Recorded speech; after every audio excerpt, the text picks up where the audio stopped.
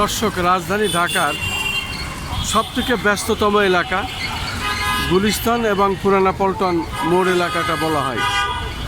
আমি সেই এলাকায় আছি। আজ বাদে কাল ঈদুল আজহা, এবং ঈদুল আজহা আগামীকাল। আজ রাত পোহালেই আগামীকাল ঈদ, এবং ঈদকে সামনে রেখে আমরা দেখতে পাচ্ছি এখনও মানুষ রাজধানী ঢাকা থেকে ঘরমুখী হচ্ছে, এবং তারা ঘরমুখী হচ্ছে এবং তারা গাড়ির অপেক্ষায় অনেকে আছেন দাঁড়িয়ে। আমরা দেখতে পাচ্ছি রাজধানী ঢাকা অনেক এলাকায় ঘুরে ঘুরে আমরা দেখেছি মানুষ এখনও ঘরমুখী হচ্ছেন, যেহেতু আগামীকালই ঈদুল আজহা এবং কুরবানির ঈদ।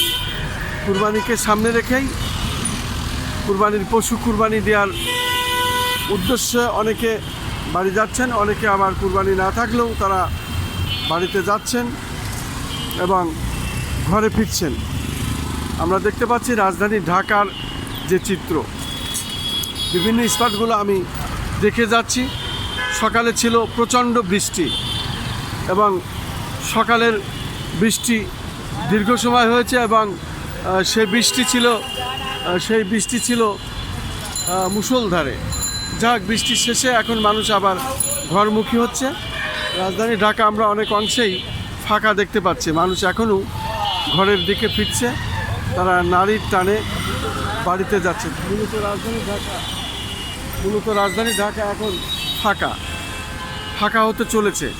শেষ পর্যন্ত মানুষ ঘরে ফিরছে। আজ সারা রাত গাড়ি চলবে, মানুষ ঘরে যাবে, বাড়িতে ফিরবে, আবার আগামী কালও মানুষ অনেকে বাড়ি ফিরবে। আমরা দেখতে পাচ্ছি অনেকেই ঘরমুখী হচ্ছেন। শুধু দর্শক, রাজধানী ঢাকা মূলত এখন ফাঁকা।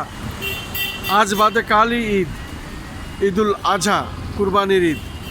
তা এই কুরবানির ঈদ কী ব্যাপার? আজকে ভাড়া টাড়া কম, লোকজন দেখছি না ব্যাপার। স্যার লোক নাই, কারণ কি? একবারে ফাঁকা, সব দেশের বাড়ি গেছে। আবার তো ঈদের এক সপ্তাহ এরকমই ফাঁকা থাকবে, তারপরে মানুষ আবার ঢাকায় আসবে। আপনার কি অবস্থা? আলহামদুলিল্লাহ ভালো। তা বাড়িতে যাননি? ঠিক যাই না, বাড়ি ঈদের 7 দিন 8 দিন 10 দিন পরে যাই। ও আচ্ছা। কিন্তু ভাড়া কেমন রাজধানী ঢাকায়? এখন বর্তমানে তো ভাড়া নাই, ওই 2-3 দিন ভাড়া ছিল, আর তো জ্যামে তো জীবন শেষ। হ্যাঁ, একটা 100 টাকার ভাড়া উঠাইলে দেখা গেছে যে 1-1.5 ঘন্টা কেটে গেছে। এই আজ বাদে কালকে সে কারণে রাজধানী ফাঁকা। এখন ভাড়াও আপনাদের নাই। জি। শুধু দর্শক, শুনলাম রিক্সা চালক ভাইদেরও সমস্যা, তাদেরও এখন ভাড়া নাই। অনেকে বাড়ি যেতে পারি নাই, তারা অপেক্ষায় আছে।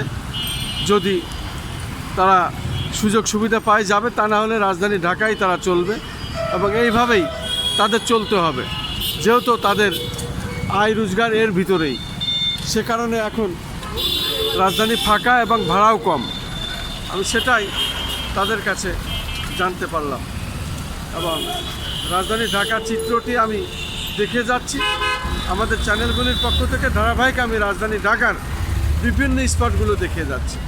এই রকমই চিত্র, রাজধানী ঢাকা ফাঁকা।